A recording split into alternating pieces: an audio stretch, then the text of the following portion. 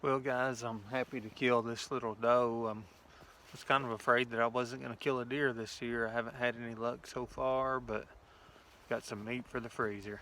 I've got some charcoal burning right here, and if you've watched some of my other cooking videos, I like to cook some or burn some charcoal on one side, have it stacked in a row and let it burn across. I've got some deer meat. This came from a little doe I killed the other day, and this is a little deer, but that came from down what I'd call the forearm or the shank, and the bullet damaged most of one shoulder, so that's the lower part of a shoulder and the shank there. But thought I'd make a little video on how I'm fixing to cook this meat. I've got some mustard right here. I'm going to smear that mustard on there, and that's just going to hold the seasonings. The seasoning I'm using, some Grill Mates brown sugar bourbon.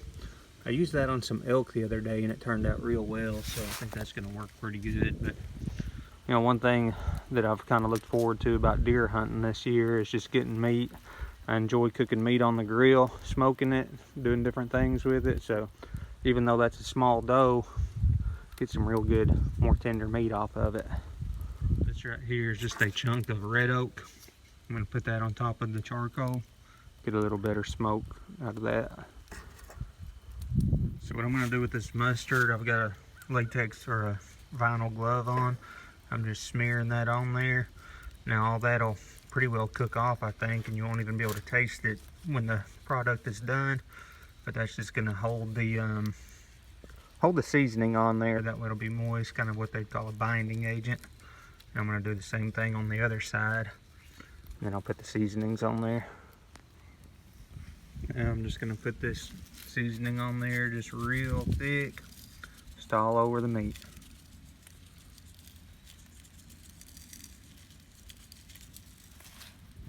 And like I say, now I've got that meat just coated with the seasonings.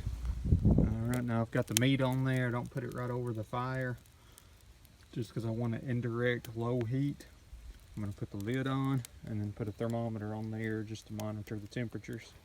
Alright, got everything going now. So it's probably been 10 or 15 minutes. Temperature looks like a little bit over 225, maybe 230 degrees. I'm going to let it cook probably maybe an hour, hour and a half. I'm going to come out here and baste it at least one time. And then I'm going to wrap it up and actually finish it in the oven. Only been about 25 or 30 minutes now. Temperature's up around 250. What I'm fixing to do is I've got this basting brush. Just a little bit of baste here, and I have just about half Worcestershire sauce and half water. I'm going to put that on this meat. I don't know how necessary this is or not, but that'll keep it a little bit more moist on top. It looks like it's fairly moist anyway, but I don't think it'll hurt anything. Usually I don't flip it or anything. I just put that all over it just to keep it a little moist. Maybe add a little flavor from the Worcestershire sauce. Well, my stick's burning up. That's not cool. I'll try to have to make this quick. Alright, I got the lid back on. That stick wasn't soaked in water or anything, so as it got more oxygen, it just flamed up there. But anyways, it's still going to provide some smoke, and I'll probably cook it, I don't know, maybe cook about an hour more. So this is cooked at least an hour and a half. I checked the temperature, it was at 250.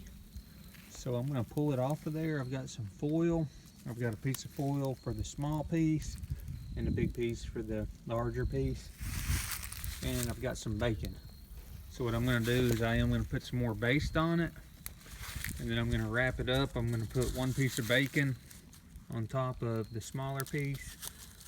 And then I'll put two pieces on the larger piece. Then I'm going to take it inside and cook it in the oven.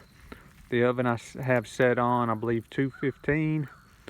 I'm going to cook it at least 4 hours, maybe 5 or 6, depending on how hungry I get later on this afternoon.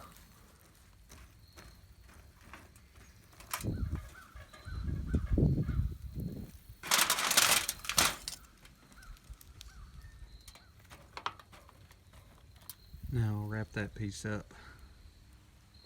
I did puncture the foil a little bit. There's a small puncture on that one too, so I am going to wrap more foil around that. Try to hold as much bacon grease and moisture in.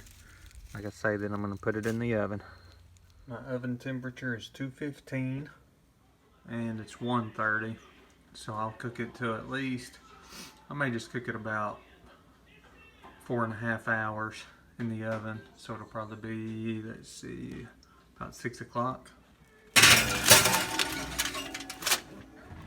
I'm hoping cooking it a long time on this low heat will tenderize the meat.